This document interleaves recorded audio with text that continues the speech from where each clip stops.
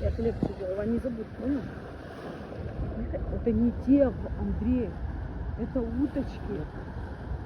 Ну, а кто это? Это, да не, это уточки. А мы сейчас с Андреем спорим, что он думает, что это те же, что и мы спасали.